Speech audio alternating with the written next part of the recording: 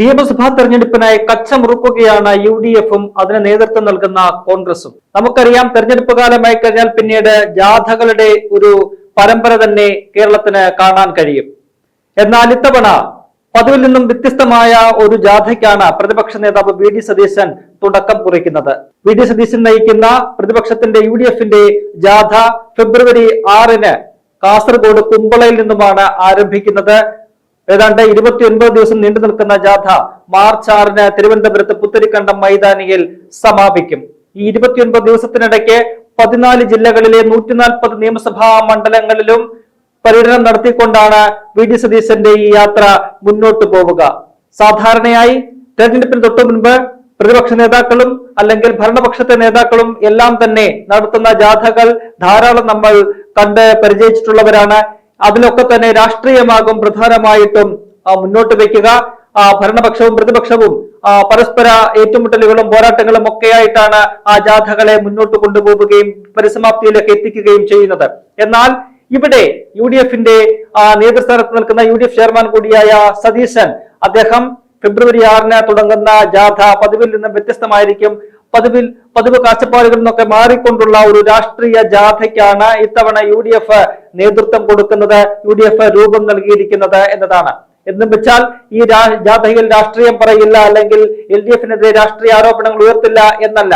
അതിനൊപ്പം തന്നെ ഈ LDF സർക്കാരിനെതിരായി കഴിഞ്ഞ 10 വർഷമായിട്ട് UDF ഉന്നയിക്കുന്ന ആരോപണങ്ങൾ അത് ആവർത്തിക്കും. ഓരോ വിഭാഗത്തിലും ഓരോ മേഖലയിലും LDF സർക്കാർ വരുത്തിവെച്ച ആഘാതങ്ങൾ, ഒപ്പം തന്നെ ആ മേഖലയെ തകർത്തതിന്റെ കാരണങ്ങൾ, കാര്യകാരണങ്ങളൊക്കെ നിരത്തിക്കൊണ്ടായിരിക്കും ഈ ജാഥ മുന്നോട്ട് പോവുക. അതൊക്കെ തന്നെ ജനങ്ങൾക്ക് മുന്നിൽ അവതരിപ്പിക്കും. അതിന് ഉപരിയായിട്ട് തങ്ങൾ അധികാരത്തിൽ വന്നാൽ ഈ മാറ്റങ്ങൾ എങ്ങനെ നടത്തും എന്നതുകൂടി UDF വിശദീകരിക്കും. അതായത് ഓരോ മേഖലയിലും ഓരോ വകുപ്പുകളിലും തങ്ങൾ എന്തൊക്കെയാണ് ചെയ്യാൻ ഉദ്ദേശിക്കുന്നത്, കേരളത്തിന്റെ വിവിധ മേഖലകളിൽ ഈ LDF സർക്കാർ വരുത്തി വെച്ചിരിക്കുന്ന സർവനാശം അതിനെ എങ്ങനെ മറികടക്കാം, ഏതൊക്കെ രീതിയിൽ മറികടക്കാൻ എന്തൊക്കെ തന്ത്രങ്ങളാണ്, പദ്ധതികളാണ് തങ്ങൾക്ക് മുന്നിലുള്ളത് എന്നത് ഇതിനോടകം തന്നെ UDF അതിന്റെ ഒരു രൂപരേഖ തയ്യാറാക്കിയിട്ടുണ്ട്. ആ രൂപരേഖ, അതായത് UDF-ന്റെ ഒരു മാനിഫെസ്റ്റോ എന്ന് തന്നെ നമുക്ക് വിശേഷിപ്പിക്കാം. അത്തരം ഒരു മാനിഫെസ്റ്റോ പൊതുജനങ്ങൾക്ക് മുന്നിൽ വെച്ചുകൊണ്ട് അത് ചർച്ചയാക്കുന്ന ഒരു വികസിത യാത്രയായിട്ടാണ് ഈ UDF-ന്റെ ജാഥയെ ഇപ്പോൾ തന്നെ UDF-ഉം ഒപ്പം തന്നെ കോൺഗ്രസും വിഭാവനം ചെയ്തിരിക്കുന്നത്. അത്തരത്തിൽ കേരളത്തിന് എന്താണ് ബദൽ, UDF-ന്റെ ബദൽ കേരളം എങ്ങനെയാണ്, ബദൽ രാഷ്ട്രീയം എന്താണ്, ഈ ഇടത് സർക്കാരിനെതിരായിട്ട് അല്ലെങ്കിൽ ഇടതുപക്ഷ ബദലിന് എന്താണ് തങ്ങൾക്ക് പറയാനുള്ളത് എന്നത് പൊതുജനങ്ങൾക്ക് മുന്നിൽ വെച്ചുകൊണ്ട് ഒരു മാതൃക, പുതിയ ഒരു വികസന കാഴ്ചപ്പാട് ജനങ്ങൾക്ക് മുന്നിൽ അവതരിപ്പിച്ചുകൊണ്ടാകും UDF ഈ ജാഥ മുന്നോട്ട് കൊണ്ടുപോവുക. LDF-ന്റെ പല പദ്ധതികളെയും വികസന പദ്ധതികളെയും UDF പ്രത്യേകിച്ച് നിലവിലെ പ്രതിപക്ഷ നേതാവ് വിമർശിച്ചിട്ടുണ്ട്, എതിർത്തിട്ടുണ്ട്. അപ്പോൾ അതിനൊക്കെ എന്താണ് ബദൽ എന്നത് പലപ്പോഴും ഉയരുന്ന ഒരു ചോദ്യമാണ്. ഓരോ പദ്ധതികളെ എതിർക്കുമ്പോഴും അതിന്റെ കാരണങ്ങൾ നിരത്തിക്കൊണ്ടാണ് UDF അത് ചെയ്തിട്ടുള്ളത്, കോൺഗ്രസ് അത് എതിർത്തിട്ടുള്ളത്. അപ്പോൾ അതിനൊരു ബദൽ മുന്നോട്ട് വെക്കേണ്ടതുണ്ട്. ഒരു പദ്ധതിയെ എതിർക്കുക, നഖശിഖാന്തം എതിർത്തത് ഇല്ലാതാക്കുക എന്നതല്ല ഒരു രാഷ്ട്രീയം എന്ന് പറയുന്നത്. മറിച്ച് ഒരു പദ്ധതിയെ നിങ്ങൾ എതിർക്കുമ്പോൾ, ഒരു കാര്യകാരണങ്ങൾ നിരത്തിയ ഒരു പദ്ധതി എതിർക്കുമ്പോൾ അതിനൊരു ബദൽ നിങ്ങൾക്കുണ്ടാകണം. സാമൂഹികമായിട്ടുള്ള അല്ലെങ്കിൽ പരിസ്ഥിതിയെ ബാധിക്കാത്ത തരത്തിലുള്ള വികസന പദ്ധതികൾ നിങ്ങൾക്ക് ഉണ്ടാകണം. ആ പദ്ധതികൾ എന്തൊക്കെയാണ് എന്നത് പൊതുജനങ്ങൾക്ക് മുന്നിൽ വെച്ച്, പൊതുജന സമക്ഷം വെച്ചുകൊണ്ട് അതിനെ ചർച്ചയാക്കി അതിന്റെ വിവിധ തലങ്ങളിലുള്ള അഭിപ്രായങ്ങൾ കേട്ട് ആ അഭിപ്രായങ്ങൾ സ്വരൂപിച്ച് ആ അഭിപ്രായങ്ങൾ കൂടി ഉൾക്കൊള്ളിച്ചുകൊണ്ടുള്ള ഒരു പദ്ധതി നടപ്പിലാക്കുക എന്നതാണ് തങ്ങളുടെ ലക്ഷ്യമെന്ന് നേരത്തെ തന്നെ കോൺഗ്രസും UDF-ഉം വ്യക്തമാക്കിയിട്ടുണ്ട്. അങ്ങനെ ജനങ്ങൾക്കൊപ്പം നിൽക്കുന്ന ജനകീയമായിട്ടുള്ള പദ്ധതികളും വികസന കാഴ്ചപ്പാടുകളുമാണ് തങ്ങൾക്കുള്ളത് എന്ന് കോൺഗ്രസും UDF-ഉം മുന്നോട്ട് വെച്ചിട്ടുണ്ട്, അത് തുറന്നു പറഞ്ഞിട്ടുണ്ട്. അപ്പോൾ അത്തരത്തിലുള്ള തങ്ങളുടെ വികസന കാഴ്ചപ്പാടുകൾ ജനങ്ങൾക്ക് മുന്നിൽ അവതരിപ്പിക്കുന്ന ഒരു ജനകീയ യാത്രയായിട്ട് UDF-ന്റെ അല്ലെങ്കിൽ പ്രതിപക്ഷ നേതാവ് നയിക്കുന്ന ജാഥയെ മാറ്റാനാണ് കോൺഗ്രസും UDF-ഉം ലക്ഷ്യമിടുന്നത്.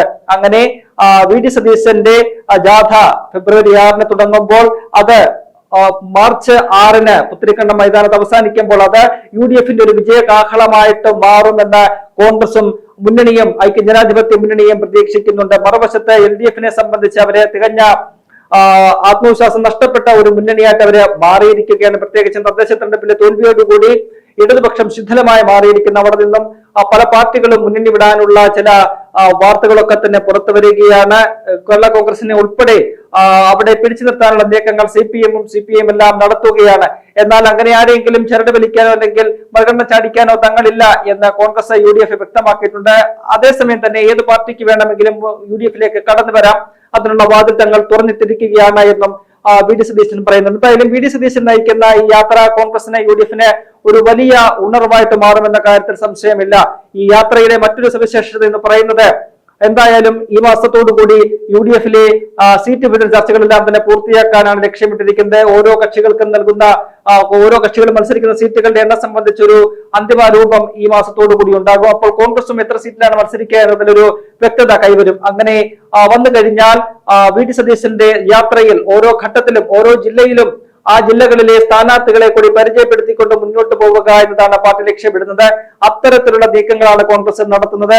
അതിനായിട്ട് കോൺഗ്രസിന്റെ സ്ക്രീനിംഗ് കമ്മിറ്റി കഴിഞ്ഞ ദിവസം തന്നെ സ്ക്രീനിംഗ് കമ്മിറ്റി ചെയർമാനും അംഗങ്ങളും ഒക്കെ തന്നെ കഴിഞ്ഞ ദിവസം തന്നെ കേരളത്തിലെത്തി കേരളത്തിലെയും പ്രമുഖരായിട്ടുള്ള നേതാക്കളോടും എല്ലാം തന്നെ ചർച്ചകൾ നടത്തിയിട്ടുണ്ട്. അത്തരത്തിലുള്ള ചർച്ചകളിലേക്ക് കോൺഗ്രസ് കടന്നിട്ടുണ്ട്. അപ്പോൾ സ്ഥാനാർത്ഥി നിർണയ ചർച്ചകളിലേക്ക് പോലും കോൺഗ്രസ് വളരെ നേരത്തെ തന്നെ കടന്നിരിക്കുകയാണ്. അത്തരത്തിൽ ഈ യാത്രയിൽ VD സതീശന്റെ യാത്രയിൽ ഓരോ ജില്ലകളിലും ആ ജില്ലകളിലെ സ്ഥാനാർത്ഥികളെ കൂടി ജനങ്ങൾക്ക് മുന്നിൽ അവതരിപ്പിച്ചുകൊണ്ട് തെരഞ്ഞെടുപ്പ് പ്രചരണത്തിലേക്ക് കടക്കുക എന്നതാണ് പാർട്ടി ലക്ഷ്യമിടുന്നത്. അത്തരത്തിൽ വളരെ മികച്ച തന്ത്രങ്ങളോട് കൂടിയാണ് കോൺഗ്രസും UDFും മുന്നോട്ട് പോകുന്നത്. നമുക്കറിയാം VD സതീശൻ എന്ന് പറയുന്ന പ്രതിപക്ഷ നേതാവ് ചുമതലയേറ്റതിന് ശേഷം നടന്ന തെരഞ്ഞെടുപ്പുകളിലെല്ലാം തന്നെ UDFിന് മികച്ച വിജയമാണ് സ്വന്തമാക്കാൻ കഴിഞ്ഞിട്ടുള്ളത്. നിയമസഭാ ഉപതെരഞ്ഞെടുപ്പുകളിലെല്ലാം തന്നെ മികച്ച വിജയം നേടി, തദ്ദേശ ഉപതെരഞ്ഞെടുപ്പുകളിൽ മികച്ച വിജയം നേടി. ഏറ്റവും ഒടുവിൽ തദ്ദേശ തെരഞ്ഞെടുപ്പിൽ ഗംഭീരമാർന്ന പ്രകടനമാണ് UDFിന് കാഴ്ചവെക്കാൻ കഴിഞ്ഞത്. 2010 ഒരു പ്രകടനം നോക്കുകയാണെങ്കിൽ അതിനോടടുത്ത് നിൽക്കുന്ന മികച്ച ഒരു മുന്നേറ്റമാണ് ഈ തദ്ദേശ തെരഞ്ഞെടുപ്പിൽ UDFിന് കാഴ്ചവെക്കാൻ കഴിഞ്ഞത്. അത് ഗ്രാമപഞ്ചായത്തുകളിലും ബ്ലോക്ക് പഞ്ചായത്തുകളിലും ജില്ലാ പഞ്ചായത്തുകളിലും മുനിസിപ്പാലിറ്റികളിലും കോർപ്പറേഷനുകളിലും ഏതാണ്ട് 5 മേഖലകളിലും തദ്ദേശത്തിന്റെ 5 മേഖലകളിലും ബഹുദൂരം മുന്നോട്ട് പോകുവാൻ UDFിന് കഴിഞ്ഞിട്ടുണ്ട്. അത്തരത്തിൽ UDFിനെ മാറ്റിയെടുക്കുന്നതിൽ വളരെ നിർണായകമായി പങ്കുവഹിച്ച ഒരു നേതാവ് കൂടിയാണ്. ഒരു ചാണക്യനായിട്ടാണ് VD സതീശനെ വിലയിരുത്തുന്നത്. ഒരു രാഷ്ട്രീയ ചാണക്യനായിട്ടാണ്, തെരഞ്ഞെടുപ്പ് തന്ത്രജ്ഞനായിട്ടാണ് UDFിന്റെ ചെയർമാൻ കൂടിയായ VD സതീശനെ കേരള രാഷ്ട്രീയം വിലയിരുത്തുന്നത്. അദ്ദേഹത്തെ തള്ളിക്കളഞ്ഞവരൊക്കെ തന്നെ അദ്ദേഹത്തെ വിമർശിച്ചവരൊക്കെ തന്നെ തദ്ദേശ തെരഞ്ഞെടുപ്പിലെ ഫലത്തിന് പിന്നാലെ അദ്ദേഹത്തെ പുകഴ്ത്തിക്കൊണ്ട് രംഗത്ത് വരുന്ന ഒരു കാഴ്ച നമ്മൾ കണ്ടു. അത്തരത്തിൽ വളരെ തന്ത്രശാലിയായിട്ടുള്ള ഒരു നേതാവ് മുന്നിൽ നയിക്കുന്ന ഒരു മുന്നണിയും മറുവശത്ത് ആത്മവിശ്വാസം നഷ്ടപ്പെട്ട തുടർച്ചയായിട്ട് പരാജയങ്ങൾ ഏറ്റുവാങ്ങിയ ഒരു മുഖ്യമന്ത്രി നയിക്കുന്ന മുന്നണിയും തമ്മിലുള്ള ഒരു പോരാട്ടമായിട്ട് നിയമസഭാ തെരഞ്ഞെടുപ്പ് മാറുകയാണ്. UDFിന്റെ ലക്ഷ്യം എന്ന് പറയുന്നത് 100 സീറ്റുകളാണ് എന്ന് ആവർത്തിച്ച് പ്രതിപക്ഷ നേതാവ് വ്യക്തമാക്കുന്നുണ്ട്. അത് ആ ലക്ഷ്യത്തിലേക്ക് എത്താനുള്ള ഭഗീരഥ പ്രയത്നങ്ങളാണ് UDFും നേതൃത്വം നൽകുന്ന കോൺഗ്രസും മറ്റു പാർട്ടികളും എല്ലാം തന്നെ കഴിഞ്ഞ കുറെ കാലങ്ങളായിട്ട് നടത്തിക്കൊണ്ടിരിക്കുന്നത്. അത് നേടാൻ കഴിയുമെന്ന തികഞ്ഞ ആത്മവിശ്വാസം UDFിനും കോൺഗ്രസിനുമുണ്ട്. മറുവശത്ത് 110 സീറ്റ് എന്നൊക്കെയുള്ള കണക്ക് LDF പറയുമ്പോഴും അതെങ്ങനെ ചുരുങ്ങിയത് ഒരു 50 സീറ്റിലേക്കെങ്കിലും എത്താൻ കഴിയുമോ എന്നുള്ള ഒരു സംശയം അവർക്ക് പാർട്ടിക്കും മുന്നണികൾക്കും എല്ലാം ഉണ്ട്. അത് കഴിഞ്ഞ തദ്ദേശ തെരഞ്ഞെടുപ്പ് ഫലം തന്നെയാണ് അവർക്ക് അത്തരത്തിലുള്ള ആശങ്ക സൃഷ്ടിച്ചിരിക്കുന്നത്. എന്തായാലും UDFിനെ സംബന്ധിച്ച് 100 സീറ്റ് എന്ന് പറയുന്ന തിളക്കമാർന്ന വിജയത്തിലേക്ക് പോവുക എന്നതാണ് അവരുടെ ലക്ഷ്യം. തദ്ദേശ തെരഞ്ഞെടുപ്പിലെ ഫലം നോക്കുമ്പോൾ ഏതാണ്ട് 80 സീറ്റുകൾ അധികം UDFിന് മണ്ഡലങ്ങളിൽ ലീഡ് നേടാൻ സാധിച്ചിട്ടുണ്ട്. അവിടെ നിന്നും 90-ലേക്കോ 100-ലേക്കോ ഒക്കെ തന്നെ എത്തുന്നതിൽ UDFിന് മികച്ചൊരു പ്രവർത്തനം ആവശ്യമുണ്ട്. ആ പ്രവർത്തനങ്ങളൊക്കെ തന്നെ ഇതിനോടകം മുന്നോട്ട് പോയി കഴിഞ്ഞിട്ടുമുണ്ട്. എന്തായാലും UDFിനെ സംബന്ധിച്ച് ഈ ജാഥ നടക്കാൻ പോകുന്ന ജാഥ അത് വലിയ ഒരു ആത്മവിശ്വാസം നൽകുന്ന ഘടകമാണ്. ഒപ്പം തന്നെ ഈ ജാഥയിൽ നിരവധി ആളുകൾ നിലവിൽ CPMനോടൊപ്പം തന്നെ ഇടതുപക്ഷത്തോടൊപ്പം ചേർന്ന് നിൽക്കുന്ന നിരവധി ഇടതുപക്ഷ സഹയാത്രികൾ ഉൾപ്പെടെ മറ്റ് ആളുകൾ ഉൾപ്പെടെ UDFിലേക്ക് എത്തുമെന്നുമാണ് കരുതപ്പെടുന്നത്. VD സതീശൻ പറയുന്നത് പോലെ വിസ്മയങ്ങൾ ഇനിയും ആവർത്തിക്കപ്പെടും കേരള രാഷ്ട്രീയത്തിൽ എന്ന് അദ്ദേഹം പറഞ്ഞ കുറെ ദിവസങ്ങളായിട്ട് പറയുന്നുണ്ട്. അതിന്റെ തുടക്കം നമ്മൾ കഴിഞ്ഞ ദിവസം തിരുവനന്തപുരത്ത് ലോക്ഭവന് മുന്നിൽ കണ്ടതാണ്. CPMന്റെ സമുന്നത നേതാവ് ഐഷ പോറ്റി കോൺഗ്രസിലേക്ക് എത്തുന്ന ഒരു കാഴ്ച നമ്മൾ കണ്ടു. അതിന് തുടർച്ച വരും ദിവസങ്ങളിലും ഉണ്ടാകുമെന്നാണ് കോൺഗ്രസ് നേതാക്കൾ ഒന്നടക്കം പറയുന്നത്. അപ്പോൾ ഈ ജാഥയിൽ അത്തരത്തിലുള്ള ഒരു നീക്കങ്ങൾ കൂടി ഉണ്ടാകുമെന്നാണ് വിലയിരുത്തപ്പെടുന്നത്. നിരവധി CPMന്റെ തന്നെ മുതിർന്ന നേതാക്കൾ, പാർട്ടി അവഗണിച്ചിരിക്കുന്ന അല്ലെങ്കിൽ പാർട്ടി തള്ളിക്കളഞ്ഞിരിക്കുന്ന നേതാക്കളൊക്കെ തന്നെ ഇത്തരത്തിൽ കോൺഗ്രസിലേക്ക് വരാനുള്ള ഒരു സന്നദ്ധത അറിയിച്ചിട്ടുണ്ട്. കോൺഗ്രസുമായിട്ട് ചേർന്ന് പ്രവർത്തിക്കാനുള്ള സന്നദ്ധത ഇടതുപക്ഷ സഹയാത്രികൾ ഉൾപ്പെടെ അറിയിച്ചിട്ടുണ്ട്. അത്തരത്തിലുള്ള നേതാക്കളെ, സംഘടനകള്, ഒപ്പം തന്നെ ചിലപ്പോൾ പാർട്ടികൾ ഒക്കെ തന്നെ UDF-ലേക്ക് ഒഴുകിയെത്താനുള്ള ഒരു സാധ്യതയെ നമുക്ക് ഈ യാത്രയിൽ തള്ളിക്കളയാൻ കഴിയില്ല. അങ്ങനെ അത്തരത്തിൽ UDF-നെ കൂടുതൽ ശക്തിപ്പെടുത്തുന്ന, UDF-നെ കൂടുതൽ ഊർജ്ജസ്വലമാക്കുന്ന ഒരു ജാഥയായിട്ട് VD സതീശൻ നയിക്കുന്ന ഈ യാത്ര മാറുമെന്ന കാര്യത്തിൽ സംശയമില്ല.